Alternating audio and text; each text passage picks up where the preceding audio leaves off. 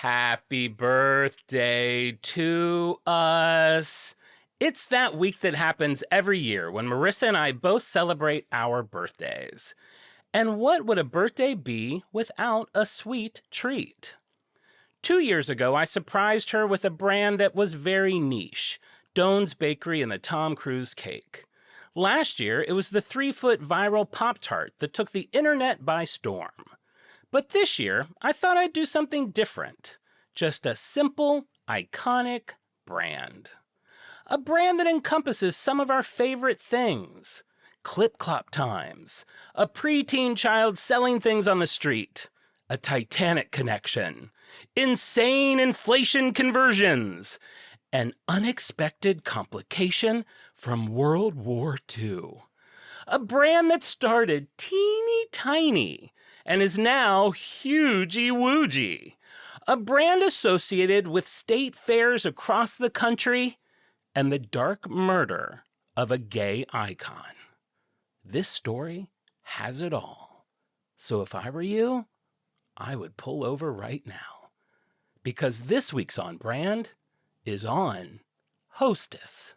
You're all jazzed up, really having a cow. You want your favorite show, and it's on right now. It's on brand. Welcome to On Brand with Jon and Marisa. Hey, I am Jon. Hey, I'm Marisa. Okay. Did you see that coming? I did not see that coming. I have a feeling you didn't even realize it was our birthday episode. So your birthday, once this is coming out, was 2 days ago. Mine, our birthdays are 1 week apart. That means as you're listening to this, I am now 29. Okay. This is a milestone birthday, right? Fabulous and 50. Over the Hill. Remember Over the Hill products? So they would start selling at 35. Yeah, pretty rough. In Spencer's Gifts. A tombstone-themed birthday. Our third birthday on pod. Bananas. We've had the Tom Cruise cake, which was fantastic. So good. The giant Pop-Tart, which was disgusting. And now just simple, I have treats for you. Let's see. What do you have? I have an assortment of things. Oh my gosh. Let's see what we have here. Okay, I see a big bag. You crinkle, crinkle, Rattle, crinkle. rattle, thunder, clatter, boom, boom, boom. These are live rattles. This isn't...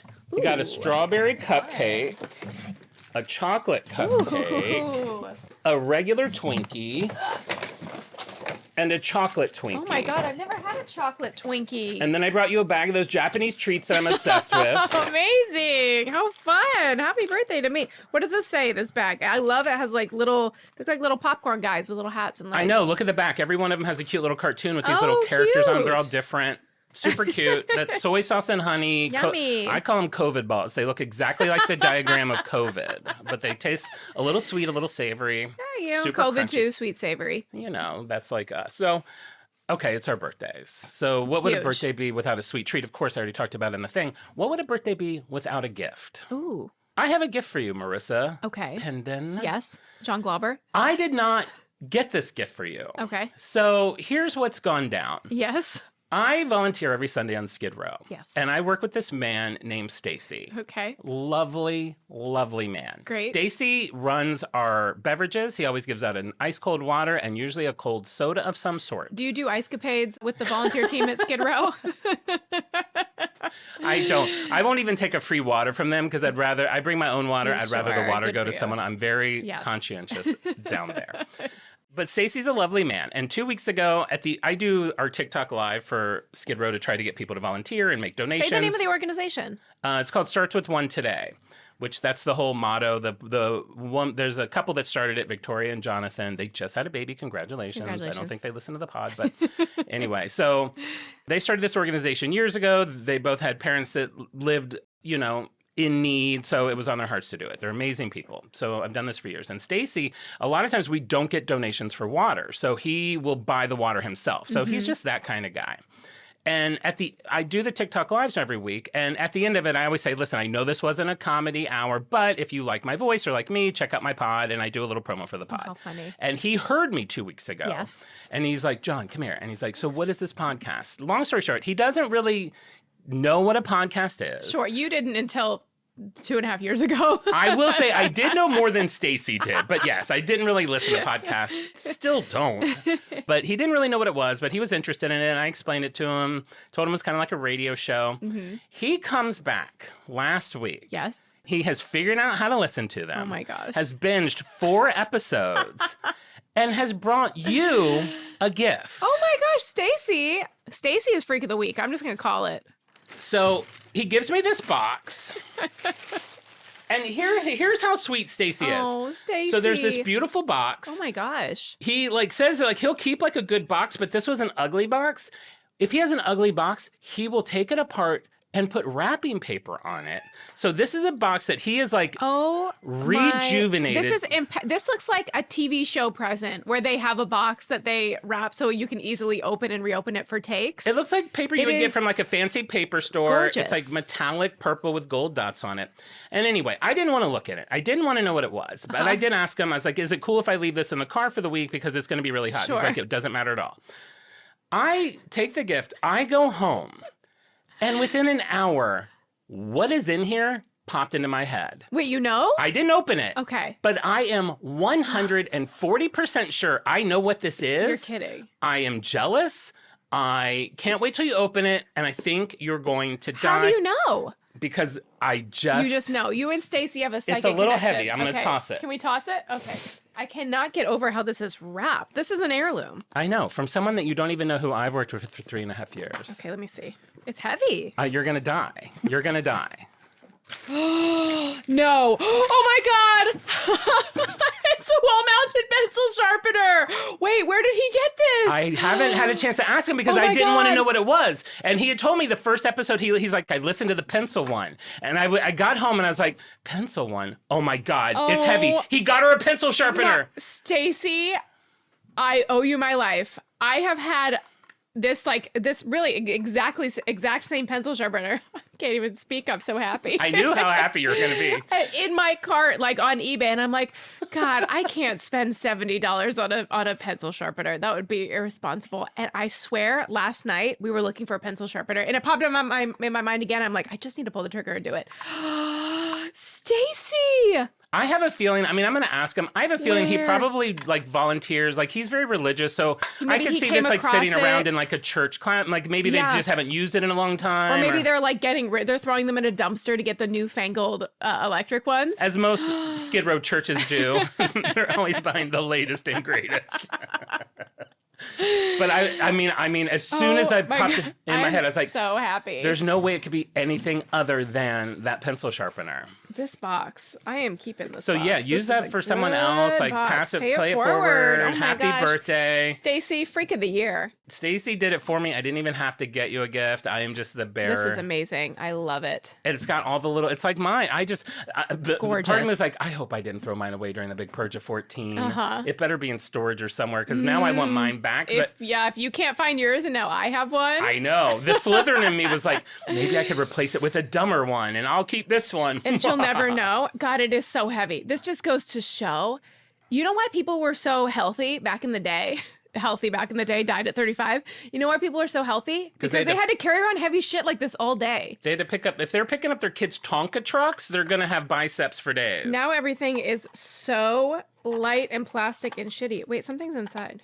Oh my God. If he put in $100 in there like a parent would do. Oh, the little screws to attach So it's it. brand new. Maybe Wow. maybe they just had extras. I don't know. I could see, maybe it was just sitting there for years and he was finally like, I found someone that wants it. This is incredible. So now I'm you're gonna gobsmacked. you're gonna have to come volunteer one day on Skid. I owe Stacy. You can meet Flatty. He changes every week. Flatty's a squashed rat that I find in the street every week. I hate Flatty. Is Flatty the same squashed rat or is it different every time? For 4 weeks it was the same one, and then that Flatty disappeared, and then 2 weeks Flatty's back, and I've got a little group Jesus that I Christ. text. They all love it. It's They do? Christine, it's her daughter Fiona, it's Caitlin. Whenever there's a new Flatty in town, I Son send of them a picture. Flatty, yeah. Speaking of which, I saw 2 Flatties on Beverly Boulevard, the nice part of Beverly Boulevard interesting. last weekend. Do you think the nice part of town they would have the big spatula come by and scoop up the Flatties? Yeah, they need a Flatty spatchy. Down on Skid Row, the Flatties just stay until they, disintegrate? Dude. Until the rain sends them down the gutter like a toy boat? Kind of, yeah. It's a little rough, I'm not going to lie. Gosh, that's horrible. All right, so shall we get into it? Let's get into it. Let's get into Hostess. So why Hostess? Obviously, it's for our birthdays.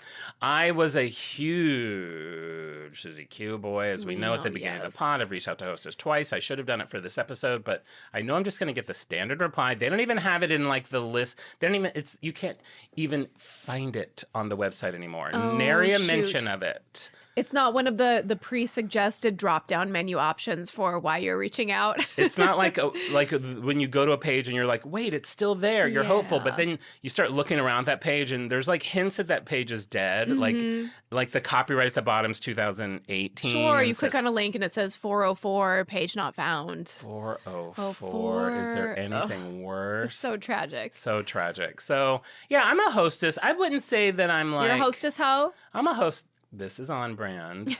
I'm a hostess ho. But I enjoy a Twinkie. I enjoy something cream filled. Oh, who doesn't, honey? Did I crack into the chocolate Twinkies last night and have one because I hadn't ever had one? Yeah, I did. Chocolate Twinkie has to be new. It's within the last few years. Okay. And it's chocolate cream inside? Absolutely. Ooh. Part of me almost wants chocolate with white cream inside because one of my favorite cupcakes But then that's this. I know, but I will get into that also. I do think Hostess is kind of like Taco Bell, is kind of like Pizza Hut. They have 5 ingredients, and they just keep making them in different shapes. They have chocolate cake, white cream, some sort of thick frosting. It's all the same. And yet somehow it feels new when they innovate. The Suzy Q really did it most basically. It was basically a cake sandwich. It was like 2 big pieces of chocolate cake with a thick schmear of the white cream inside. The same schmear that's inside both of these, though, right? The Twinkie I and feel everything. like the Suzy Q one, I mean, it may have been, it felt a little more marshmallowy. Not super marshmallowy, but like, man, licking your tongue around a Suzy Q, all 4 sides. I like to do that with an ice cream sandwich. It's similar. I thought you were going to say I like to do that with David, and I was going to have to yell at you. That's not what this episode is about. Not running my tongue around the ice cream sandwich. You know, the kick I've been on this week is the Good Humor strawberry shortcake bars. Oh my God, because those they were are on so sale. good. They're so good, except the one I had yesterday. What? Had a 1-inch piece of wood in it. That's the stick, honey. Babe, I thought it was the stick. So I finished the ice cream, stick intact. It's from another piece of wood. Oh, you know what? We had a little mini cone that didn't have a cone the other day. Just had the mini? It was just ice cream like in a cylinder wrapped in paper. So something's happening at the ice cream factory. Somebody peek in on them, make sure everybody's okay. Did I take a picture of it? Yeah. Am I going to write them? We'll see, because I started to, and then it's like you have to go to the freezer and get the lot code and like all the things. I wouldn't say you have to. I don't think you have to. I think you post a picture of the stick on their Facebook page, and then they have like a copy and paste thing that says, "We're so sorry. Please message us." You message them. Now they're on the hook because you've gone public. Mm-hmm. And then they, at the very minimum, free box. Free box. That's all I want is free box. I think for every inch piece of wood that you get in your mouth, you should get 6 free bars. I agree. And was it 1 inch?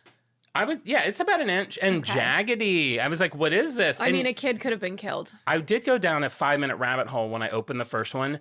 That pop looked so small to me, and I was like, this is part of shrinkflation. Yes. I like held it up to my hand. It like comes up, it's like the palm, it's not even the fingers. So I go down a rabbit hole looking for vintage strawberry shortcake boxes to see if it's the same size. Oh, because it would have like the ounce size? Yeah, or a pop laying beside a ruler, perhaps? No, the ounce size is what I'm looking for, because these are 6 3-ounce pops. I found a vintage one, 3-ounce pops. They're the same. Is it possible your hand grew since you were a child? I don't think so, because I was in, I don't know if you've seen, I'm in several medical books. I was born with adult hands. Yeah, I do remember that now. I remember learning about you in school. That's not true, but fun fact before we get started, you'll notice that this tooth is gone. Yeah. When I was a child, it was forked. And forked. Like forked. It was forked. It was forked. Uh-huh. And the mark of the beast? Not a good sign if you're a parent. But back then, they didn't know. No, back then, they like bury you in hay and leave town. If a child is born with a forked tooth, to the hay bale you go. The forked tooth boy. Obviously, I'm Slytherin. I had a forked tooth. But the dentist said, John, just so you know, You're very special. That forked tooth, your adult tooth and your baby tooth have fused together and grown together. So when you lose that tooth, there'll be no tooth to replace it. Your adult tooth will be, that's the fork. Yeah, one side okay. is baby, one side is adult. Wow, that's you in a nutshell. One side is baby, one side's adult. That is you to a T. Oh, I was hoping you would get it. You're supposed to say that is you to a teeth. I was like, she's going to do it. She's going to do full circle joke. You just did T. Yes, that is me to a teeth. Thinking of you cuddling your stuffed octopus. But for years, I thought it was so fun because I was like, if I ever committed a crime, like if they look at a bite of any of my sandwiches, there's one jaggy thing that the tooth doesn't pull the bread. Yes. It's like they'll be able to find me. You have a tooth easily. print. I have a tooth print. I love that. All right, you guys, you know where we're headed? Clip clop times. Clip clop times. Yay! Let's go back to 1849. We're deep in clip clop times. We have James. Do you think when we do live shows someday, when we go to clip clop times, people will throw like sugar cubes on the stage? That'd be fun. Or oats. I've gone to like prides and different like large assemblies. There's always one person sitting in the audience wearing just a horse mask. Oh, great. So I think we'll have one of those. I would prefer for them to go old timey and have to get a 2-person costume. Oh yes, where because I want somebody's some around. poor soul to be the rump. Sure, maybe Dr. Steve and Miranda. You know, Dr. Steve would be. Is he the head or the rump? He would be so happy to be the rump for his daughter. He would be. He's like the best dad in the world. He's that kind of dad. Totally. All right, so we've got James Ward. So James Ward and his son Hugh, they're living in Ireland. They're in Belfast. The famine hits. So like, we got to bolt. They come to New York. They open a small little bakery on Broome Street. November 11th. Al's ears just perked up in the edit. Broome? He runs in. November 11th, 1851, Hugh and his wife Eliza have a son named Robert. Okay. Robert is going to be a key player. Okay, write down Robert in your Write notepad. down Robert in your notes. Everybody who listens has a diary. Speaking of which, I'm just going to start throwing this out there. Yeah. It is my dream that there is some freak who's freaky enough who's going to go back and listen to every episode again. And Okay. when they do, every time we mention a date, write down what happened on that date in a spreadsheet. I need an on-brand timeline. Yes. It is driving me crazy. Because when I say 1849, I want to say We wanna that's know, 2 years before yes. Burpee Seeds. Like, I Yes. really need this. People have said that they've listened to the show multiple times. So we're going to give you a little homework. First one to do it wins a Massage from both of us. a four-hander, they A call it. four-handy massage. Four-hander, I was going to say one tooth, but there's no tooth there. Four-hander, no teeth. Toothless massage. Next time I make an appointment for a massage, I'm going to go, is it toothless? No, they're going to say, so would you prefer a man or a woman? You're like, I don't care, but they better not have teeth. All right, so Robert's born in 1851. You know, and he's born into the world of baking, flour, yes, hard wow, work. It's, 1851. His first word was whisk. Sure, we know the type. We know the type.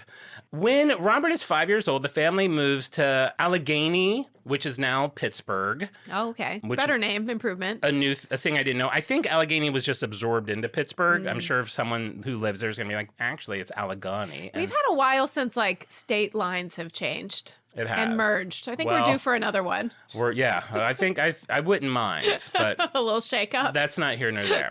So they moved to Allegheny and open a new little bakery. When he turns 8, he's turning 8. What happens when we turn 8? We go to Chuck E. Cheese. Yes. We have a little party. Sure, piñata. We pick our theme. Maybe it's Star Wars. Maybe it's Bluey. See, I know what kids like. Sure, yeah. When Robert turns 8, the Civil War starts. Oh, no. We have the Civil War. That's a terrible theme for an 8th birthday. Especially when you're living it. It's not like we're having a reenactment in the yard. Your daddy will play a soldier. You've seen the inflatable slides that people can rent out for the backyards that look like the sinking Titanic?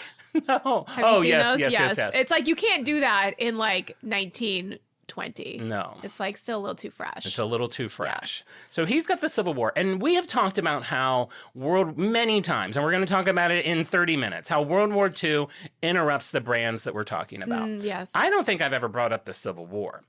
The way the Civil War interfered here was there was just a lack of labor. Sure. Everyone was like either helping in the war. Helping or hiding. Helping or I would be hiding. hiding. We're looking for the fork-toothed boy. We know he's hiding from the war. Wow. Would that get you from being drafted, having a forked tooth? I feel like it would. Maybe. They're like, he's not here. And then they pick up my Apple Jersey core? Mike's sandwich.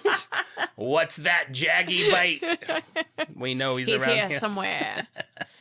All right, so there's no labor. So Rob, at 8 years old, he's running around town with baskets of bread. Yeah, I he gotta starts get to work. working in the bake shop. He's a baker. He's taking breads to stores to sell. Wow. This little kid is hustling at 8 years old. No school. No, well, not yet. He does go to secondary school and goes to college. Okay, Actually, good for that's him. the next sentence. Great. He does finish his education in Pittsburgh.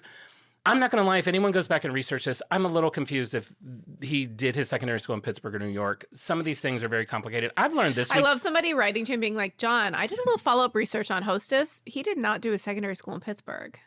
I literally feel like James Cameron when I do these shows. I'm like, I can't tell you. I'm going to maybe put a screen grab on our Discord of my research for this. Oh my I God. probably have 50 newspaper articles that run from the mid 1850s to 1938. If any podcast will be eligible to win an Emmy, it's this one. God, that would make me so happy. So he finishes school. He goes, regardless, he does go to New York to go to college for business. Okay. And then he returns to Pittsburgh to work with his father. At the age of 21, he's become foreman. And I did see one article that said he was not given like preferential. Oh, good. I thought you were going to make me struggle. Treatment. He was You seem like you're on a roll. I don't want to stop your train. he like had to like work up the ranks. He got paid normally. Like, you know, he earned his way to Sure. be foreman of this bakery. George Foreman. Grill. I gave mine away in a yard sale. Gave it away. Probably took $5. I was probably like, no, I'm tough on 7. I was so bad at yard sales. How many grilled chicken breasts did you make at that George Foreman grill? Like 1, and all the grease just rolls out into and then a you're little like, tray. but I want that grease to just pour it back on top. I did do that with a steak this week. I Very do pour the homery. skillet butter back on. He's making $18 a week. That's about $553 today. That Pretty doesn't seem good. that too bad. Yeah. And so he's working at the bakery with his dad, Hugh, and his brother, George. And it's called the R.B. Ward Company. Okay. Now, around that time, Hugh calls Robert into the office and he's like, listen, girl, I think you're getting old enough to go out on your own. Like, I think you should start your own business. And Robert's like, okay, queen. These are reenactments. I don't know if these are actual counts, dialogue. Yeah, nobody's fact-checking Nobody's this. fact-checking. So he's like, you know what? I have saved up $300. You know what? Maybe that is not a bad idea. I did go to business school. Let's see what I can do. He hooks up with a guy who's got a grocery store and goes into business on this small grocery store. They work together for about 3 years. And then his partner's like, you know what, Robert? I think I want to get married. And Robert's like, girl, me too. I want to get married also. And his partner's like, I feel like this store's pretty small. I don't know I thought that you were going to say, like, let's marry each other. You want to get married. I want to get married. Anyone else thinking what I'm thinking? Actually, I forgot. That is how it goes. So his partner's like, hey, Robert, I think I want to get married. Robert takes a little pinch of flour and throws it at his partner. They both start giggling. He's like, me too. Wow, Hallmark Christmas movie in the making. It's writing itself. In the baking. Marissa, you keep missing these things by inches.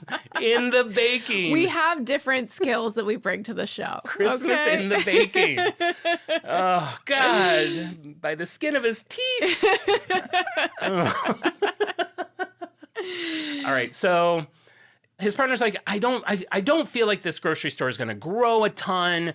I don't think it can sustain 2 families. He's Fair. like, so I'm thinking one of us should dip. You have a whole other skill set. I don't. Grocery store is my life, man. This is all I got. Stacking cans, carving meats. I'm assuming he does it all. And Robert's like, you know what? Yeah, I can be a baker. Okay. So his partner buys him out for $300. Robert finds a small bakery that's for sale for $400. He borrows $100 and he purchases this small bakery. Wow. That deal goes through in 1878.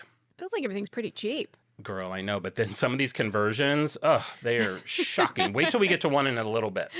So he also marries his sweetheart, Mary Brining, and not immediately, but they will go on to have 9 children. Oh. Because that's what people did back then. Yeah. They What else are you baked doing? bread and they made love. That's right. They didn't use condoms and they had a lot of children. Let this be a lesson to all of our young listeners. Baguettes are not condoms. Baguettes are not. Sourdough is not a condom. It's a sour no. Sourdough is a sour no. One of the children he has is William, born in 1884. Let's put a pin in him. He is crucially important to this story. Great. Write his name down. Jot his name down. Get in your glove compartment. All right. So now it's 1903, and the Ward family opened the first modern sanitary bakery in Pittsburgh. It's a pretty big deal. We've talked about it, and we'll talk about it in a minute. Sanitation is not the highest of priorities. It's usually not regulated at this time. So that was a very big deal for them. In 1909, just 6 years later, they established a baking research fellowship at Mellon Institute. Oh. And that is being run... What, Mellon? No. You're like, It just are we still in watermelon season? We're tipping the scale into September. Can I get a yellow watermelon? I got an interesting melon I've never had before. It's on the counter. You got a couple interesting melons from what I can see. The melons have been very juicy lately. That's all I'll say. Off-brand boys. The grocery store melons. Oh, okay. I keep seeing weird melons. I keep seeing these very dark melons. And then I saw at Trader Joe's they have a yellow watermelon. I haven't tried any of them. The yellow watermelon, I mean, I don't know. It didn't taste so sweet to me. Maybe I just didn't get a good one. But I got, there's like Tuscan melons that are kind of like cantaloupes. Those have stripes. There's one called Sugar Kiss. That's a really a good kind of cantaloupe. And then one I have is like, it's kind of like a bright yellow skin and it's like really long. I don't know. We'll see. I like yellow and long. It's like Homer's head.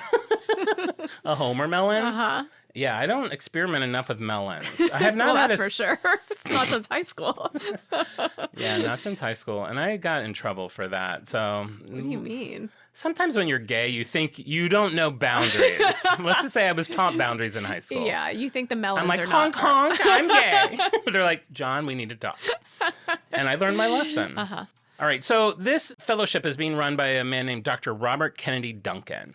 And under the program, him and his team develop a new kind of yeast that produces a superior loaf of bread. Wow.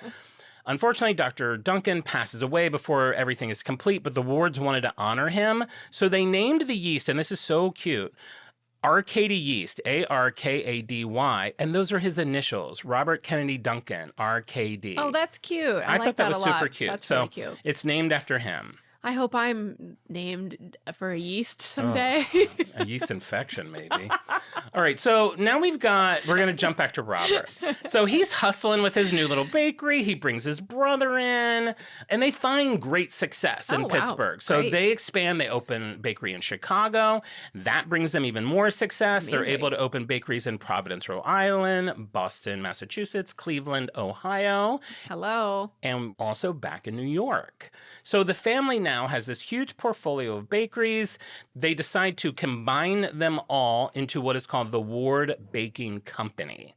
And they're like, you know what? We're growing so big. Let's make it even bigger. They decide to open a bakery in New York to just service that area because there's so many people there. Amazing. And for them, New York is like a full circle moment. Like we're now in 1910. Okay. So Robert's grandfather, James, who we mentioned at the top of the show, he really just gets a mention then. I don't know what happened to his bakery in New York. I don't know if it's still there. I don't know if he's still living. Probably not. If you're one of his heirs, please write to us. Please reach out if you're a James Ward heir. But they marked coming back to New York as a great triumph, yes. for them to return to New York. Absolutely. Now, at the time, in New York City, there's about 4,000 bakeries. And most of them are small, they're mom and pop shop, but there's a lot of them. Wow, yeah. So if you're coming into New York, the mindset at that time would be, you come in, if you're going to be a baker, come in humbly. You're going to have a small bakery.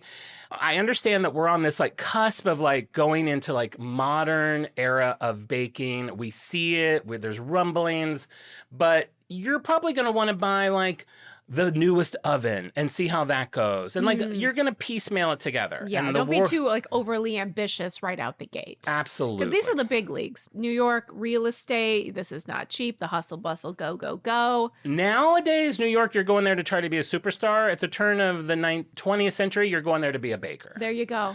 But that wasn't the Ward's mentality. Everyone else considered a gamble. They considered it a sure thing. Wow. So they come in hot. And just to give you a statistic, at the time when they're doing this, bread consumed in the country, only about 20% of it people are getting from bakers. Oh. 80% of it is being made in the home. Wow. It's a you. It's wow, like, interesting. you know, going out and buying bread is a luxury. Most people don't do it. They don't need to do it. Everyone can just make their own bread. But these boys come in hot. So they decide that they're not only going to open one giant bakery. Okay. 2? No. Okay. We're going to open 3 giant bakeries. Wow, not heeding the advice at all. Not by like, maybe you should just buy one of the new ovens. They're going to build 3 state-of-the-art, multi-floor bakeries with the most modern appliances, the newest conveniences. Every floor of the bakery is going to run a different part of the process. You're going to have the mixing floor. You're going to have the oven floor. You're going to have... Who's paying for all this? Well, that's a great question. They have acquired a bunch of bakeries over the time. Yeah. They have quite a bit of money. I mean, they're in multi-cities. Wow, yeah. So they do have the capital to do it. They're making their mark on the Big Apple. They really are. So their plan is to put a bakery in Brooklyn, the Bronx, and Newark, New Jersey. And they want to do what they did in Pittsburgh with the state-of-the-art thing, but even more so. Like they really want it to be basically a poster child for 20th century industrial baking. So in 1910, they purchased 23 city lots in Brooklyn for about $75,000. $75,000. But that is $2.5 million. Still, today. though, that feels like not a lot. But, you know, they're by the railroad tracks. They picked that because they could easily get supplies in and out if they needed to. It's probably not, you know, it's not Times Square. Sure. But, you know, $2.5 million, I mean, even to me, it's like, if someone was like, you can have this for $2.5 million, I'd be like, okay, I can give you my jagged tooth. I got nothing. I can't get that. So they buy this land. So then what Robert does to like figure out what these buildings should be, some people say it's unusual. Some people say it's brilliant. I don't know. I guess I would say brilliant because it all works out. He hires Fortune favors the bold. Fortune favors the bold. And you know what Joan Cooney from Sesame would say? What? The bold read. Remember how her big quote was? Yes, that's right. Like, yes. So I'm just combining those. No, two I things. see. It's a full weave. It's a full weave for my episodes. Okay, so he hires his architecture firm. He gets all the key players from that. Then he gets his planners and his financial team and decides to take them on a cruise to Europe. Okay, mismanagement of funds. They go to Europe. They tour the famous buildings in Europe. They learn about European manufacturing on the shipwright. We should do that. Why isn't Al proposing that to us? Why isn't our annual summit on a cruise, a gay cruise? We need to observe European podcasters, learn their mastery, see what headphones they wear, techniques, equipment. Now, I will say this is 1910. This is just 2 years before the Titanic cruise, this where is everyone maybe dies. not the best time to be getting on a boat. But they don't know that yet. So they're saying on the way back from the cruise, they figure everything out. He's like, by the time we get back to New York, everything down to the last nail is figured out. We know how the buildings are going to look. Wow. We know how they're going to work and everything. He said he wanted to do it this way because basically he's kind of like the cool boss now that I didn't know existed back then. He's like, I just didn't. If we did it here in offices, we would just constantly be distracted by things. And like there, obviously, there's no cell phones or anything. You go on a cruise in 1910, you're disconnected. Absolutely. If you want to like talk to someone, you're sending like telegrams, like yes. or that's Morse code. I think he held everybody hostage on a boat. Basically, but it worked. It worked. So, like I was saying, like every floor of the building is going to have a different thing. It's going to have air conditioning, which seems, of course, it would. I'll work there. But at this time, air conditioning is a huge thing. It's going to have. They're going to be the first person to stop using horses to deliver things. They're going from clip clop to zoom zoom. Wow. They will only have electric delivery trucks. They're the Sad first. day to be a horse. It Get your is. pink slip. It Man. is. Or maybe they're happy because I don't know the horses were born to They don't pull like it. bread. So they pour tons of money into figuring out how to do all of these things, and they really have one goal in mind. They want to be able to make bread that is never touched by human hands. Oh. They want the first hands to touch the loaf of bread to be the person that buys it. Wow, they would really like the era we're living in now. Oh my gosh, yeah. Drones and Cyber world. robots delivering our pizzas. Yes, they would love it. So why is that important to them? I came across an article from 1911 entitled Dangers in Careless Handling of Bread. Oh. So this was clearly on people's minds at Sure. this time. I know it is hard for us to always put ourselves into these time periods, but this is an actual article in the paper. And what it says is, the Chicago Health Department urges drivers of bakery wagons and retailers to keep hands clean. They sound a warning against the careless handling of breads by bakers, drivers, and retailers, and recommend an ordinance regulating the care of handling of bread from baker to consumer. Special stress is laid on the careless manner in which drivers Wow. handle bread. And with the same hands, they curry the horse, handle the dirty harness, and Scratch their ass. basically brush their own clothes laden with germs from the street. Wow. The department recommends clean uniforms, driving gloves, and dust-proof Yes. covers for carting bread and other foodstuff. Also, that each loaf be wrapped in paper. I was going to say, are all the loaves loose? Are we in a loaf loaf era? Probably a lot of loose loaves. Wow. When I do skid, a lot of the bread we get from Whole Foods, still we're giving out, and those are the hardest things to give out. No one wants a A loose loaf. loaf. It's kind of rough these days to be just handed a loose loaf. Sure. When the new building is open, it's advertised as the brightest, cleanest place in New York. And that was really what Robert wanted to instill. I kind of picture it like Disney. Like, it's ingrained in us how clean Disney is. Yes. Like, we know their garbage cans. They never empty their garbage cans. They have a whole system underground where the garbage is taken out. Is that true? I believe that you never will see someone opening a garbage can in Disney and emptying it. It goes like down a big hole? Yeah, there's like a whole tunnel. I hope that's right. Wow. I don't know that. I've never heard of that. That has always been my understanding. Have you ever seen anyone empty a garbage can? Now they mention it, I haven't. But what I always think of is that there's no gum on the ground, that there are people who go around and they scrape up all the gum, and they're really fastidious with any tiny bit of litter, like a piece of popcorn. They're going and they're sweeping it up. Can we talk about that real quick? Yeah, sure. Can I talk about when I'm walking around Yeah. downtown or on Wilshire, Yeah. and I look at the sidewalk and there's 700 100 pieces of gum. black circles. It looks like a Kusama exhibit. Am I saying her name right? Absolutely don't know, but The I know artist what who you're puts talking polka about. dots on everything. Yeah, went to that exhibit. I don't know one person that chews gum. Yes. Where does all this gum come I think from? it's gum from like 1895.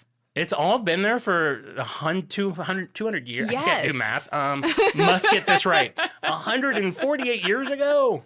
I think about that too because we just recently were talking about that walking down our street. Same thing. It looks like a Kusama exhibit, as I said. Babe, quit. You're like I me know when I one learned artist. about. You're like me when I learned about the Baroque period. Every piece of classical music, I'm gonna be like, "Is that Baroque?" It sounds similar to Baroque. Am I right?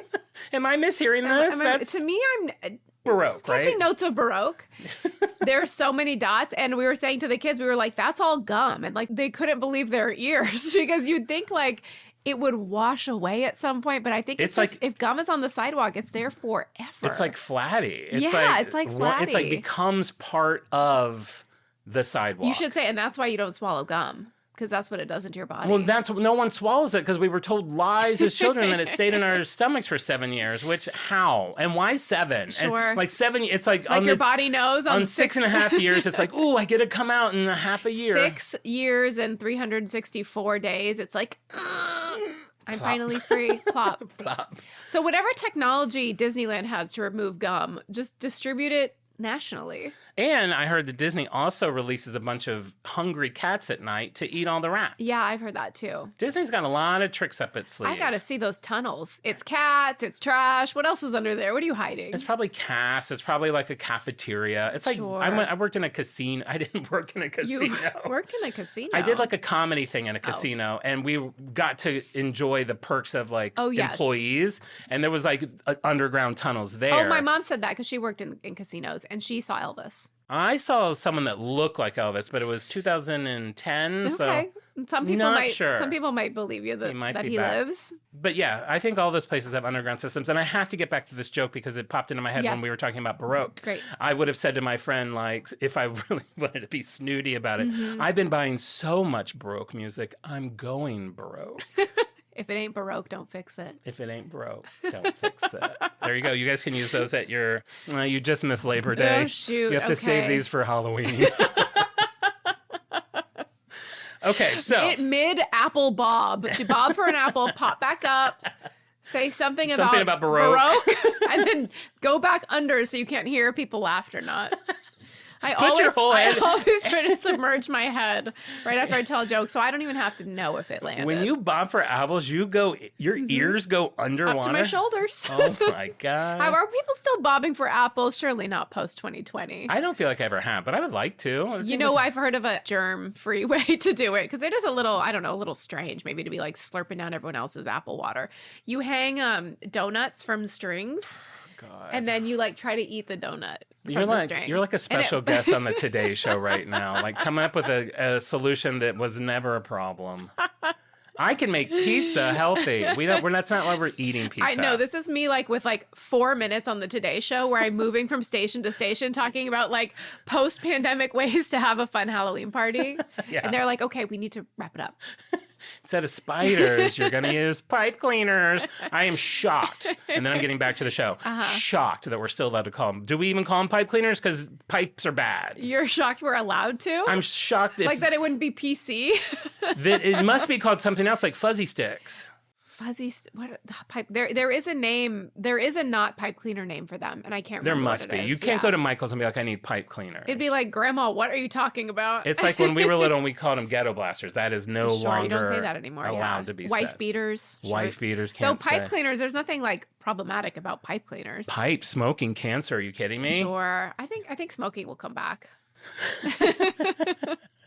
You heard it here first.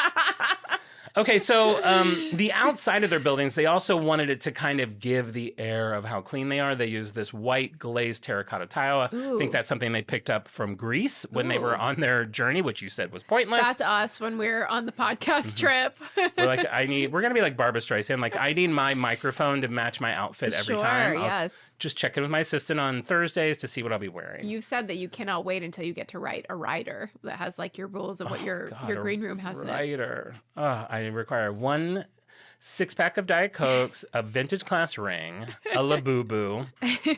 Sidebar. We've had so many sidebars. We had so many sidebars. We got to get through. My daughter, we were walking home from school yesterday, and she passed a classmate, and she goes, "Sorry about the Labubu," and she goes, "That's okay." And I go, "What happened with the Labubu?" That's what the kid said to her. "Sorry about the Labubu." She goes, "Oh, I got hit in the face with a Labubu today." She's like, "It was by accident, but yeah, I got hit in the face."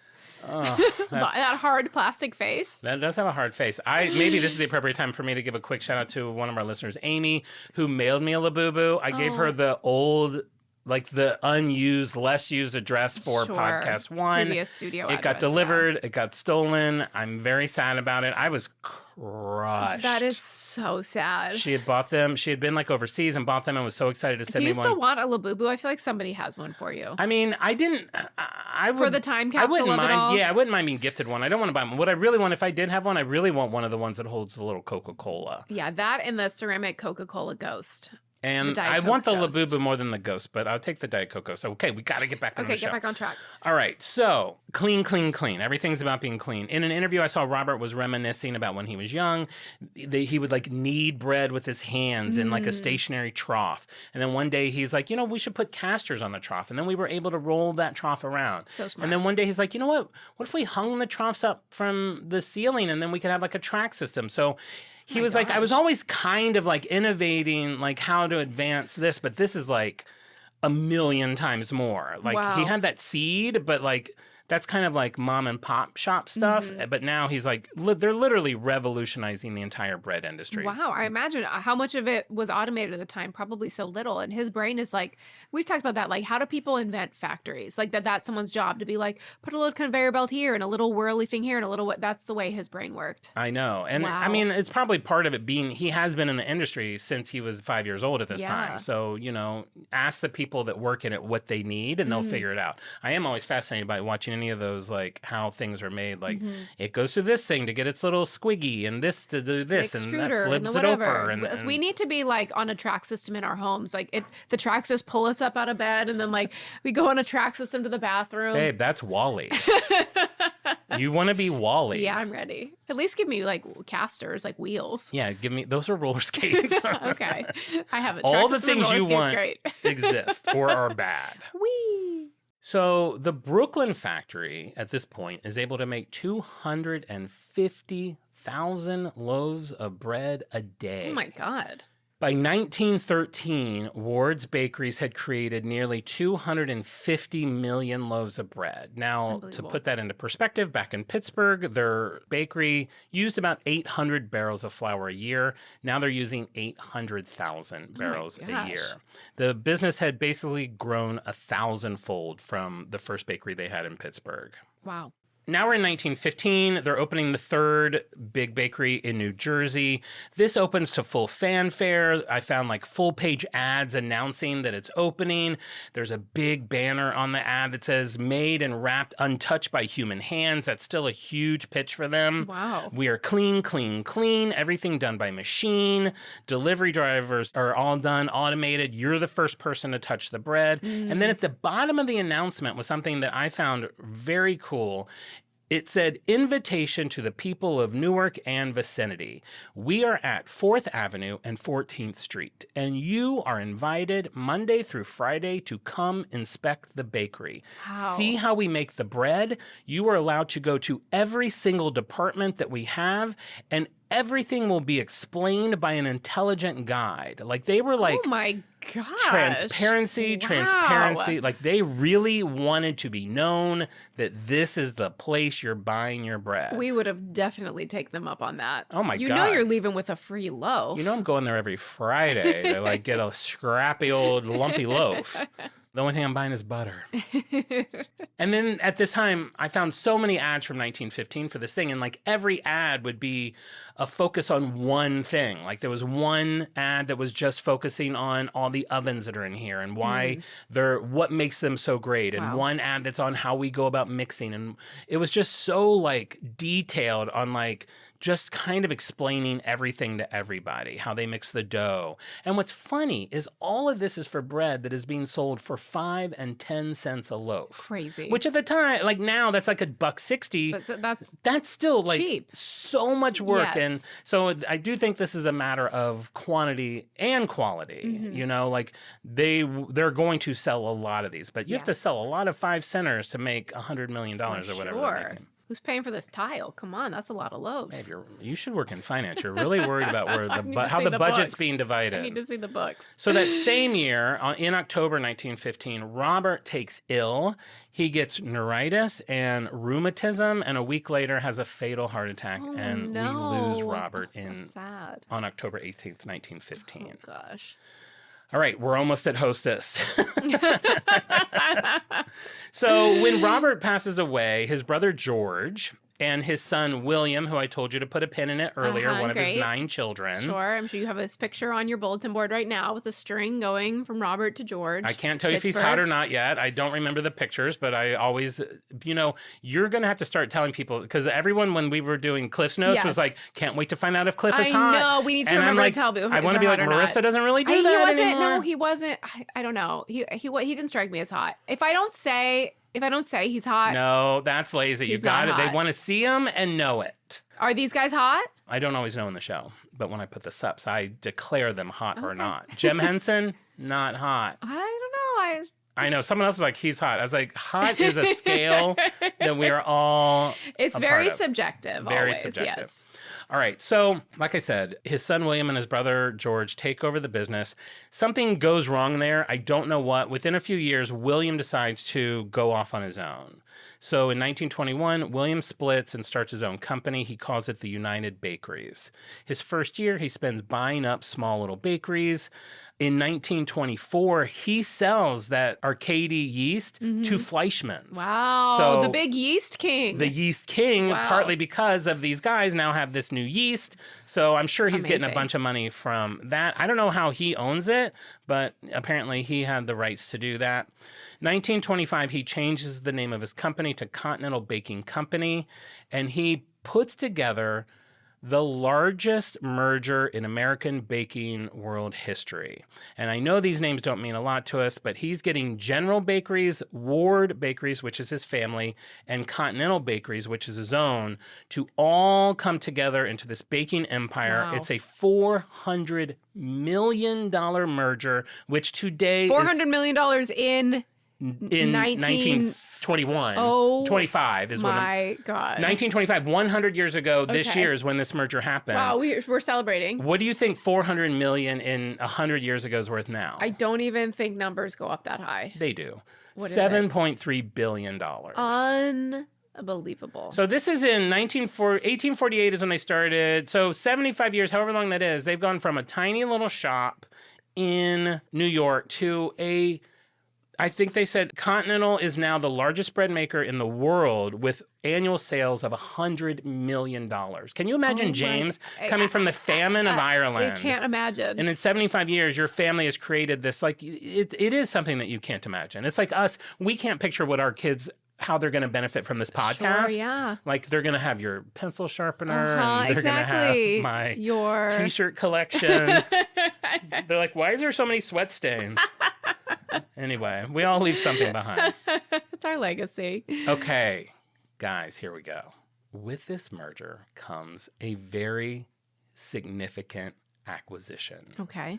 They acquire Taggart Baking of Indianapolis. Why is that important?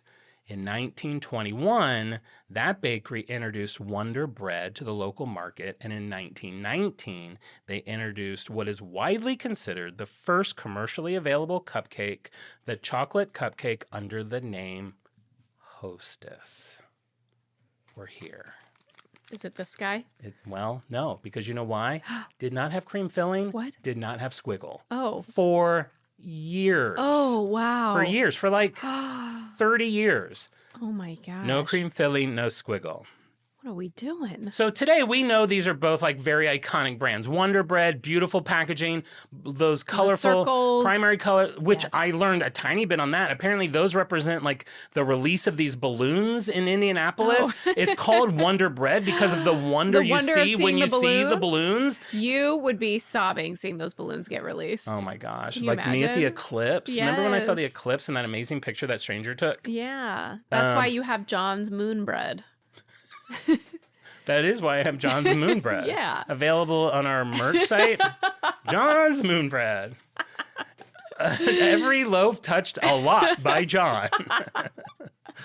Okay, so now we're in the 20s. We've got Hostess and we've got Wonder, and I'm kind of keeping my eyes on both of them. I'm looking for ads throughout the 20s. It's very cute, and I'll put it in the supplementals. The ads start off very small, no pictures, like try Hostess cupcakes, ask your grocer, 5 cents. And so then humble. by the end of the decade, it's like drawings and beautiful looking cupcakes, which I got to say, I know Imagine, is one of the drawings like a little freckle-faced boy going like this?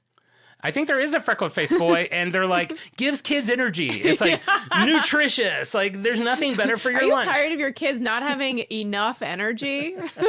Yeah, they were pushing the wrong things. I do think there's Wow. some Hazingas in here, which I don't even get to. There's union issues, and I do think false claims like Sure. that. This show's our long boring enough of that. snooze. But there are some Hazingas. But yeah, then the ads become a lot more fun, and like women. The interesting thing about Hostess when it's first getting its legs is I didn't even find a ton of early ads for the cupcakes. There was mentions, but they were selling full cakes, which they don't do. I don't think they do now. Maybe they do in different parts of the country. Wow. But they were like, they were directing it towards the housewife, the party planner. Like you can buy 2-level, 3-tier cakes. And like they're talking about how thick the frosting is and the drawings. I'm like drooling at them. Like the frosting was as thick as the layer of cake. It's dream. like my dream. I'm such a frosting... I only can think of one F word. Freak. Okay. Oh, there you go. 2. I'm such a frosting freak. So it was kind of funny to see that. Well, and that's kind of the era of like the convenience foods kind of having a surge, right? Like the housewife who has to get a cake on the table because the boss is coming over for dinner. So you have to have like the meatloaf, mashed potatoes. Oh, and here's your little chocolate cake. And the ads are always like, you have to tell me where you bought your cake. I'm like, come in here. I'm going to tell you a secret. And then she's like, I'm a lesbian. She's like, I was asking about the cake. She's like, I know, but I just need to tell somebody. I've had these feelings. I don't even know if that's the... He's coming. So but anyway, it's actually Hostess. It was only 13 cents. Tell no one. I did. That's the tagline. Tell no Hostess, tell no one. And we know what it means. That's good. We know what it means. It's we know mysterious. What it means. That's good. I had to laugh at this. This was like part of the full page ad for the cupcakes in 1929. There's like just a little list of 5 things called our costly ingredients. Oh. Our flour made from the country's very choicest wheats, specially milled for us. And I'm just keep picturing Twinkies at Vons. Like, this is the same company. Oh, this is one of those go back and taste the original ones. I already said it in my time machine. Hit that Big Mac and then pop back and get a fresh cupcake from 1919. Time machine Our stuff. milk, every drop pasteurized twice. Oh, there you go. Butter, a fine grade of fresh butter. It tests 90 score by the U.S. government standards. I don't know what that means. Not 100. A- butter. Seems like A-, but okay. This is my favorite. Eggs, all carefully inspected, not once, but 5 times. Jesus. It's like, okay. Okay, we get it. It's like I'm on What's the 3rd. happening with eggs? It's like, can I go on break? You got to go through all these eggs 2 more times. The 4th time inspecting, they're like, see, this one has a rotten chicken inside. Good thing we caught it. Is that happening? They missed the rotten chicken. I don't know, 4 maybe. times. I also feel like these don't have milk, butter, or eggs in them anymore. No, they also said the Wonder Bread was made with milk. I didn't even know bread was made with milk. Yeah, you can put milk in it. Okay. All right, let's just get to 1930 because, guys, this is the year that we've been waiting for. Wow, okay. 1930. This is not just a milestone in Hostess. This is not just a milestone in Wonder Bread. Mm-hmm. I can sum it up in 4 words. Yes. Twinkies and sliced bread. Wow. Guys, There you go. these things are huge. Sliced bread was not around. So the best thing since sliced bread can originate at this moment. I'm glad you brought that up because we say that is a saying. I forget what it's actually referencing. It's referencing something from the 50s. Oh, what it was. Like what was the Why best we thing started since sliced saying bread? who's credited with that. But we always say it's the best thing since sliced bread. We're at that moment. But you know Wow. what's funny? The guy who invented sliced bread, when that came out, in his advertisements, he declared the greatest forward step in the baking industry since bread was wrapped. So they were already like, The best thing since wrapped bread?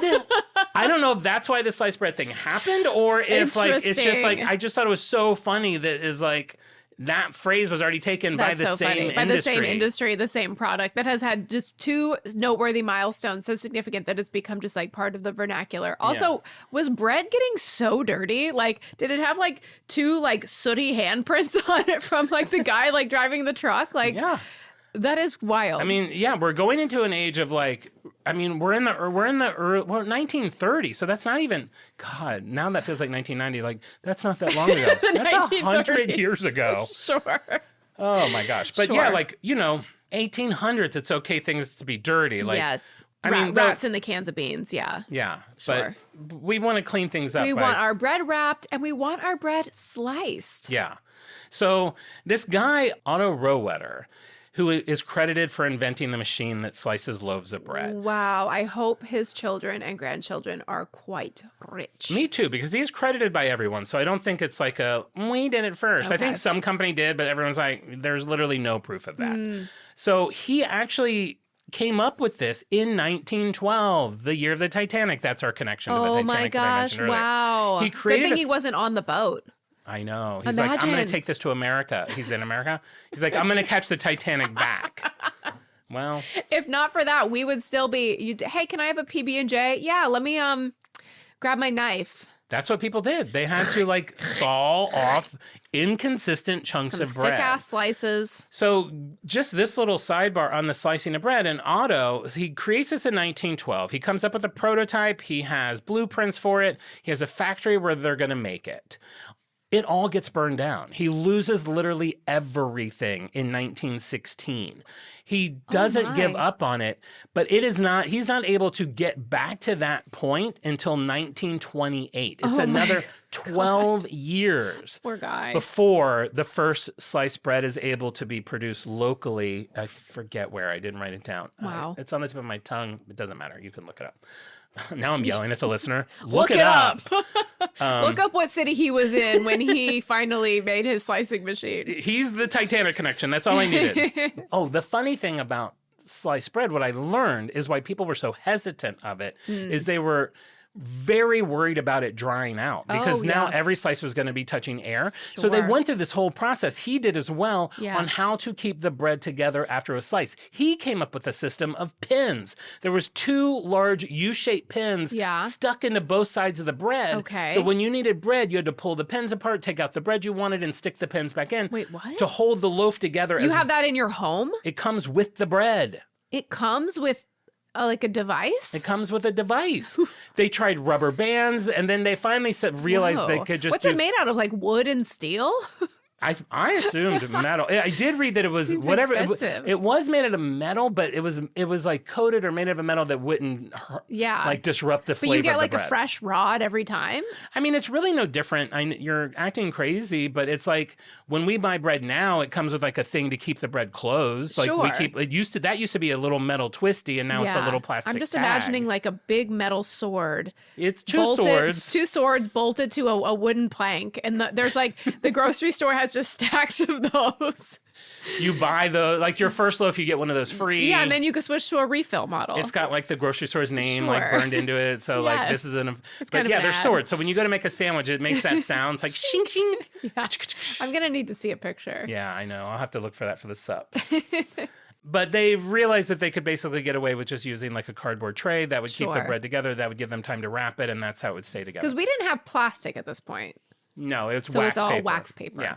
So 2 years later, Wonder decides to be the first bread nationally, because Continental has now taken Wonder Bread national to be sliced. So it is, as much as they're pushing how clean it is and how it's not touched by human hands, they're now pushing that it is sliced bread. It's super convenient. And within a really short time, within like 5 years, those numbers I gave you earlier, 20% bakery, 80% home, have reversed. It's now 80% bakery, 20% home. It is very much a 5-year period of time that the whole world just changed that. I'm sure the convenience of the sliced bread played a big role in that. Yeah. And this is also during the Great Depression. So this is, I don't know if how that adds to it. Yeah, but like would the raw materials be more expensive? I mean, they're able to automate it, so maybe they could make the loaves cheaper than if you had made it at home. There is something I will mention, but it's a World War II thing, not a Depression thing, but we'll get there. All right. So that's the big thing in 1930 with Wonder Bread. The big thing with Hostess is the creation of the Twinkie. So we have a guy, 33 years old, James, known as Jimmy Alexander Dewar, working at Continental / Hostess. He started years earlier. He started as a clip clop delivery guy. Love it. Now he's worked his way up to plant manager. Spanking his horse's ass and then tossing a focaccia. Yeah, like really scratching his horse's itches. His horse had a really itchy ass. And then kneading the dough. Yes. Yeah. So 1930 is the very beginning of the Great Depression. So they're like, we need to come up with some things that are cheap, that people will still buy if we're going to sustain. So Jimmy, he really wants to come up with what they're selling their cupcakes for, were 2 for 5 cents. but he doesn't know what to sell. At the time, they have a machine and these molds that make strawberry shortcakes, these little cakes with strawberry filling, but they're only working during strawberry season, which is only about 6 weeks out of the year. And so he has an epiphany one day. He's like, what can I do on that machine that could be made all year long? He's like, what if we do the cake, but we fill it with some sort of banana cream? Bananas are available all year long. Sure. So that is his aha moment. They start doing that. One day he's walking home from work and he sees a billboard for Twinkle Toe shoes. Oh, he loves the word wow. twinkle. He's like, Twinkle. twinkle's kind of cute. Maybe we'll call them Twinkies. Interesting. The rest is history. Wow. So that is how the Twinkie is created. Now they can use these pans all year long. He can make this cheap thing. They do sell them a packet of 2 for 5 cents. And it's a banana cream yellow cake, and people really enjoy it. They're a hit pretty quickly. True innovators. Yeah. Now, fun fact, as much as they were about automation and not being touched by human hands, that was not the case with Twinkies. In the beginning, they were not able to automate the insertion of the cream. I was going to say, everybody knows you flip over a Twinkie, you look at that underside, there's three little holes. cream holes. I suck those holes. 3 little cream holes. 3 little cream Is that my holes. nickname Yes, in high we school? are. Wow, we both went different places with that. You were dirty in high school, and I'm making it like a little children's song. 1 little cream hole, 1. Twinkies, the cream, it's like for a vampire with a sweet tooth. Ooh, yes, I love that. No, but the filling had to be squirted in manually. Apparently, they used a machine that was controlled by like a foot pedal. Okay. And there was an interview with someone that had done it, and she was like, it was very delicate about getting it just right. Ooh. And if you did it a little too aggressively, the Twinkie would explode. But she was a little tongue in cheek, and she's like, that wasn't necessarily a bad thing because we got to eat the exploded Twinkies. Oh, that's fun. God, I bet that was so good too. Everyone's just sitting there like, Oh no, Oh, we no. exploded another one. Waiting with spoons and bibs. yeah. Okay, so This place is like known for being sanitary, and people are just like licking Twinkie filling off tables. that's probably why it's under the hostess name and not the continental name. Sure. Okay, so I know what you're thinking. Twinkies aren't banana flavored. No, they're not at all. They're not at all. No. Like they never are. They now do sell them again, but they're not. Twinkies are vanilla or just white creamed flavored. They're How did that white flavor, happen? yeah. I'm going to be very honest with everybody right now. Up until 9 o'clock last night, I thought I knew that answer. Wait, what? I'm now confused. Okay. If you look this up anywhere, it will tell you that during World War II, bananas became a rationed food item. Okay. So Hostess had to pivot, and they started making a vanilla cream. Those were wildly successful, and they never went back to bananas again. Great. Last night, I was like, you know, I want to pull up like the first vanilla cream ad so I Sure. can see that. So I searched Twinkies vanilla cream from 1940 to 1950. Everything I found was banana cream filled. What? I moved into from 1950 to 1960, still banana cream. So what's So happening? at some point, someone wrote that happened in I think it might even be on the official Twinkie website. I don't remember, but it's a lie. Can we call them? I want to call them. Last night I Okay, felt write to them, and then we'll follow up in another episode. I'll get that off-brand. standard cut and paste thing. I So feel like this is an investigation. it feels like one because like I did find in like 1955 or 1960 they started calling it a white cream. But I definitely have 1950s ads that say it's a banana cream product, so I don't know what to tell you. I've never heard of bananas being impacted by World You know War what II. I've heard being impacted? What? Sugar, which would mean that they Oh. couldn't even like make Twinkies. That's a good point. So I'm a little confused. They had plenty of sugar, but no bananas. Bananas? But they did have bananas. So what's the truth here? I don't know. This is going to be a deeper We'll dive. peel than off into an 8-part serial-style podcast series. Yeah, it's- You're going to storm the headquarters and demand to speak to the president. Exactly. That's what it is. It's very, very confusing to me. There was also a thing, there was a short period of time during World War II, I did not research to see if it is true, where sliced bread was not available. They had to go back to unsliced because they wouldn't allow steel. They stopped slicing. sure. I heard 2 different reasons for this too. One, they couldn't use steel and make slicing machines, but there would already be But they slicing already, machines. yeah, they don't expire. But then they also said that sliced bread led to people consuming more bread, which led to people spending more time making things with bread. So they just wanted to stop. They wanted to make it harder. Everybody, we need to take a break on bread. So let's unslice it for 3 years because of the to war. slow you guys down. So World War II has question marks all over it for me in this that's episode. murky. This is murky history. It's murky, and I'm going to leave it at that. Wow. Oh, and they did say there was also restrictions on using waxed paper, so they didn't want to have to use waxed paper during the war either. I could see that being true. Yeah, that one could make sense. Okay, so that's World War Wax II. Now their let's plow helmets. through some timeline stuff. 1940, these are some introductions. 1940, we have the Donettes. Oh, the Donettes. I'm not a fan. I never have been. I don't like the chocolate one. I don't like the plain one. I like crumb. I don't care about the crumb, and I don't care about the powdered one. Love the donuts. We had donuts in the vending machine in my high school, and that was, gosh, I think it was like junior or senior year. Every day I got a pack of donuts. It was either powdered sugar. The chocolate coating, it's a bit waxy for me, which that has its place. But you know, after you eat it, and it's like the roof of your mouth is like, you feel like you have a jaw widener made of wax in. But the crumb and the powdered sugar. Wow. I assume a lot Those of people are like good. them. I mean, I like the very end of it. I like to just I basically just want to eat the powdered sugar. They are so generously powdered. They really that are. maybe not as much as they were 20 years ago. Shrinkflation. Yeah. But they used to, like, when you open the pack in school, your entire desk, your whole lap, your whatever you're wearing, you're covered in powder. You're eating that. You have it looks like you just blue Frosty. Yeah. Okay. Which in your school people Ladies. probably did. Wow. You had so much powdered sugar all over your face. So the crumbs were a bit tidier, but God, I love those. And Blue Frosty. yeah. You look like you just blew Frosty. You made it an hour into the show. That was also such like a bad like Kim Cattrall joke. Yeah. What'd you just blow Frosty? When Carrie's like eating a powdered sugar donut. That's Sex and the City season 3. Yeah, they're having fun. I like that. 1950, we get Snowballs. Those are very, I don't know that I've ever eaten one, but they're very special to me because my mom loved them. So whenever we'd go grocery shopping with my dad, we'd always ask to get a pack of Snowballs to give my mom.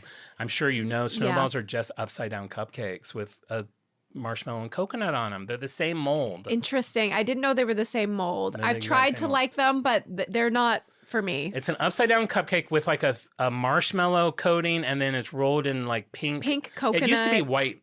You could get white ones, which makes sense because of Snowballs. Sure. But coconut. Yeah, snow with little blood in it. Why is it pink? No. Why is it pink? Blood?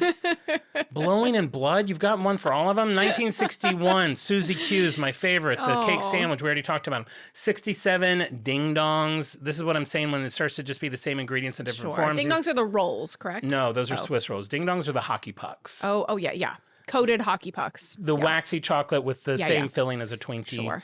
And then 1970, you had Zingers and Ho-Hos. Zingers I sort of loved. I didn't buy them a lot, but they were kind of like, they had like a peelable thick layer of frosting on it. They had like rake lines on it. Yes.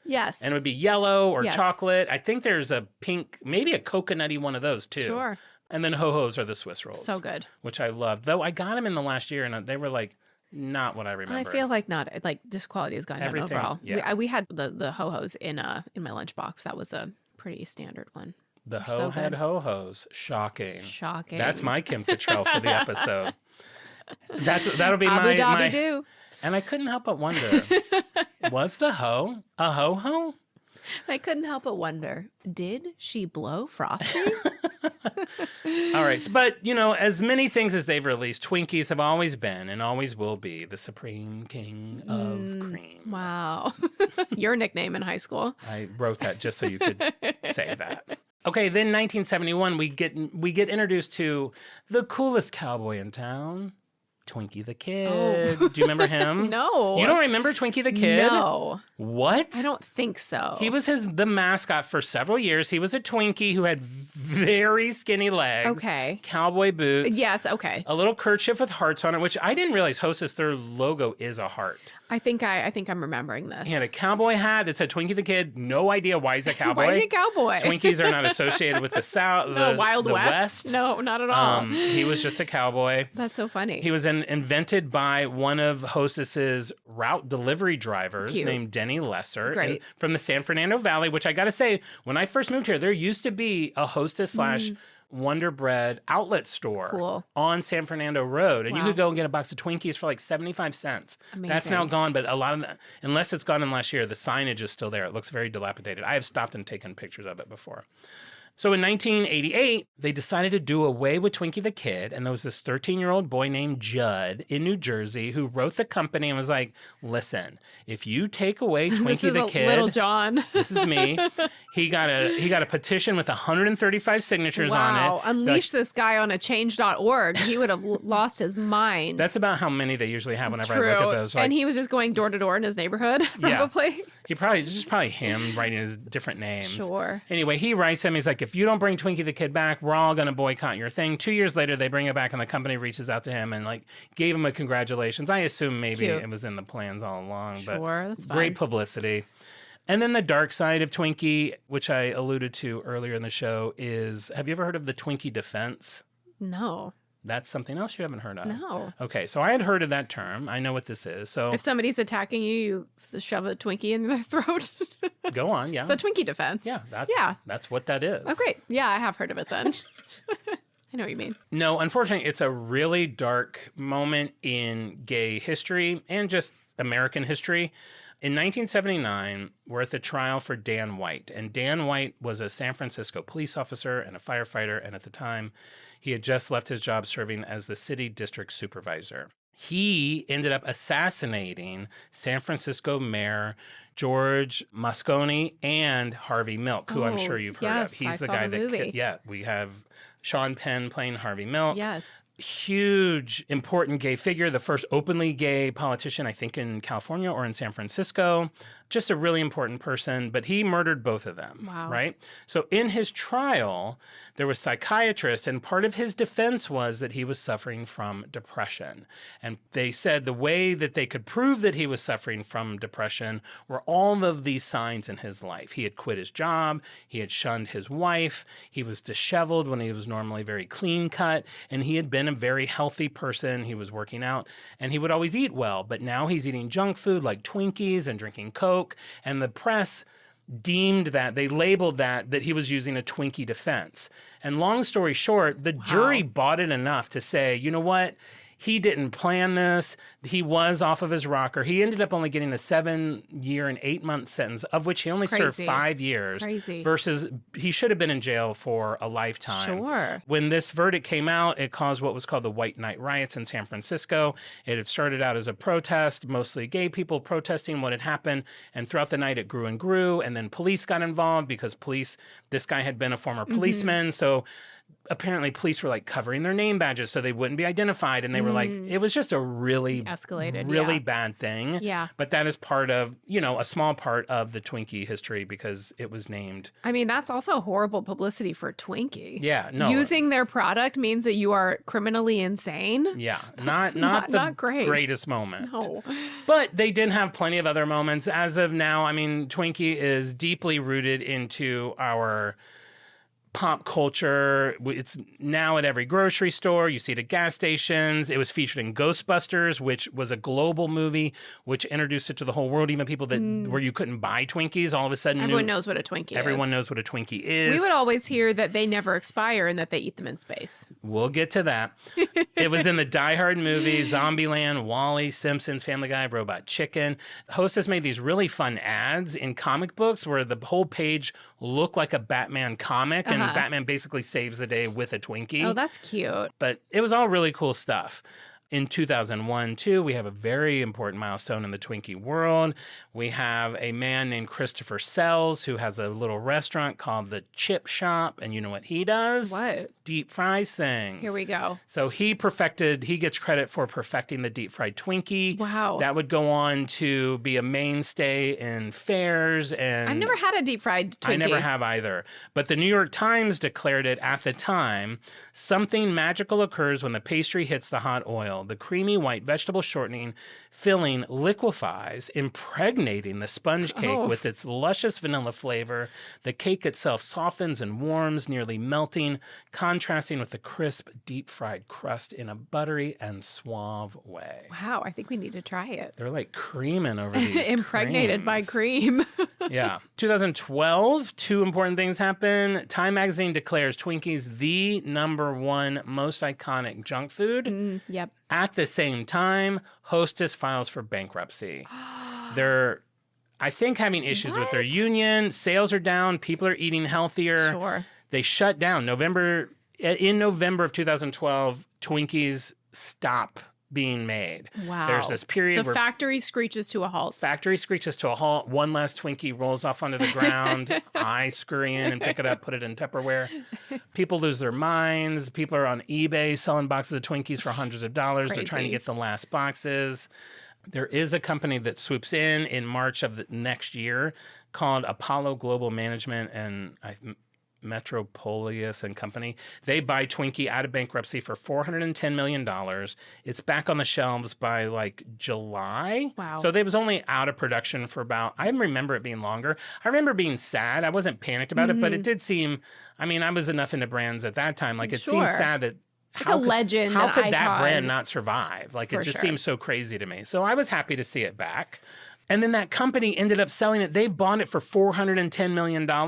They sold it not even that long later for $2.3 billion. How? It's like, why did we not come up with like 400? Like, what a return on your investment. Yeah. Good How could Lord. it go from bankrupt? That doesn't make any sense. This is why we're not billionaires. That's why we're not billionaires. So now, I mean, I would just say Hostess is back. It's everywhere. You go now. I know they got rid of the Suzy Q, which sucks, but it doesn't feel like they're just hanging on. I didn't look up the numbers to see what they're selling now, but they're always coming out now. They have like the pumpkin spice, like they're following all the trends. They have birthday cupcakes. They're always coming up with new flavors, berry in the spring. Like it seems like they're doing all the things they need to do to like stay relevant, and they seem like they're just back. They bounce back and they're re-energized. That's They're re-energized, new audience, new people. And that's it. I have one fun fact. The guy who I mentioned earlier who invented the Twinkies, in 1980, when he was 83 years old, he did an interview with the Associated Press, and he is quoted saying, "I eat Twinkies every day and smoke a pack and a half of cigarettes. I weigh 160 pounds, same as I ever did, and I feel fine." He was just trying to prove that they weren't bad for him. I read another quote of him that said every night he would eat at least 3 Twinkies. Jeez Louise. I know. The guy was, and he lived for another 5 years. So he lived to 88. I mean, I feel like 88 is a solid year. Yeah. I feel like anything past 85. Nothing too interesting happens after 88. No. You had a good run, and you had fun. You enjoyed Twinkies, and you got to smoke a pack a day. Smoking's back. Pack and a half. Smoking is back. He would love to hear smoking is back. He was buried in a large Twinkie. Was he really? No, but man, that would be fun. Entombed in cream. Entombed in cream. Oh, and no, the rumor is before Twinkies went into bankruptcy, everyone would say they last forever. They don't. Oh. I know this. Everyone does this with Diet Coke. Sure. Like, it expires. Yeah, it's actually a pretty short lifespan. Before bankruptcy, I think the shelf life of a Twinkie was like 26 days. After bankruptcy, they tweaked it, so now it's 45. But that is so short. It's so short. And there's Twinkies people try, and they mold, and they've done... it's just one of those urban legend For some reason, things. it became the subject. It became everyone. Yeah. Like I think that was what the Family Guy's joke was on it. It was like for Y2K, they thought the only way they could survive was in a Twinkie factory because nothing could destroy a Twinkie. Sure. So yeah, that was part of the pop culture too. So there you go. That's Twinkie. Wow, you what know a everything ride. now. That's our birthday brand for the week. Now that you've heard it all, would you say that Hostess is on brand for you? I'm mixed on it because this is such an iconic part of my upbringing. I grew up eating so much Hostess sweeties, but I haven't bought it in years. So I feel like I'm kind of half and half. I'm going to say, like, hearing that they were going bankrupt would make my heart sink a little bit. So I'm going to say it's a soft on brand for me. What about you? A floppy on brand? It's a floppy. It's a half chub. I'm going to go hard on. It's like iconic. It's been around. It's got all those things that I said in the beginning of the show, which have now become mainstays of what I love about an iconic brand. Someone flicking cupcakes at 8 years old in New York City. I will say, looking at these cupcakes, they are thin. Like the strawberry cupcake is like a half an inch thick. It really is. I don't understand the size. I don't know if this is just shrinkflation. It is a thin little. I didn't look at the chocolate one to see if it's the same. strawberry does seem to be thinner than the chocolate. And the box was not crushed. There you go. But sure, I love them. They're iconic. They're here to iconic. stay. They're legendary. They invented the chocolate with the white swirl, the ziggly zaggly, which you see replicated on so many other fancy bakeries. Try to do that now. I forgot to bring that up. That was a 1950s invention, and that was brought upon because by 1950 there was more cupcake competition. So they added that so it would be easily recognizable in the store. And boy, it worked. Everybody knows that that's a Hostess. Yeah, you can buy socks with that. They have merch now on the Hostess website. Love it. Yeah, just that squiggle. I'm sure it'll probably be part of the Instag. Well, how fun is that? Thank you so much for telling me about Hostess. And big shout out to Stacy. Thank you for my pencil sharpener. I am peeking around the house wondering where I'm going to screw in this bad boy. I am delighted. Well, I'm glad that you weren't completely distracted during the show and that you were able to focus. Happy birthday week to us. Happy birthday. I hope you had a great birthday on Tuesday. I'm going to have a great birthday next Tuesday. We'll figure out what we're going to do for our birthdays. We'll figure out. Maybe we'll go to Din Tai Fung. Ooh. All right, we'll make some plans about our dinner. In the meantime, Jon, do you have some shout outs? You know I do. Okay, I want to give a shout out to all of our lucky freaks of the week. If you don't know how to become a freak of the week, every week on our Instagram story on Wednesday around 11 o'clock Pacific time, I post a puzzle. If you can figure out that puzzle, and I mean, look at the puzzle, just look at it. Because sometimes you just guess without looking at it. Sometimes it's as simple as unscrambling a word, but then you'll say something that has none of those letters in it, and then I have to write you and be like, no, unscramble it. How could that be it?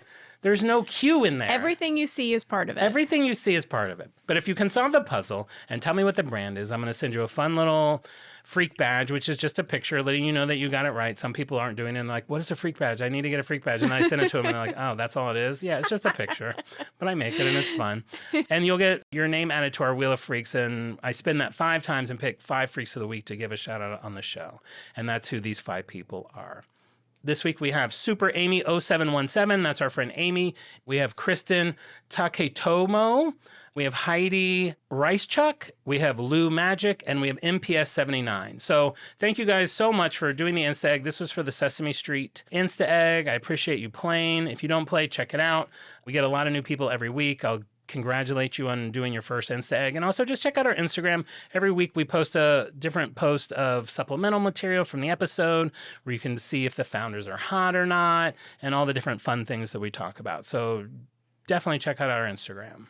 While we're giving shout outs, I'd like to shout out a lovely listener who left us a 5-star review on Apple Podcasts. We have TLove84. Love these two. I caught them on Doughboys and have been loving their show ever since. Each of them is hilarious in their own way and they have great chemistry as a duo. Also, as a secret hoarder of sweets and random products, I feel more normal hearing about Jon's exploits.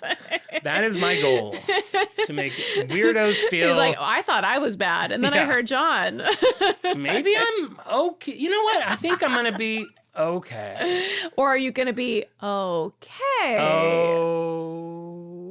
Okay. Leave us a 5-star review on Apple Podcasts if you haven't done that already. Write some kind words, boost our morale, boost the show. Check out our Instagram at OnBrandThePod, TikTok at OnBrandThePodcast, and we will see you over there. And remember, we may go off topic, but we'll always be on brand. Bye. Bye.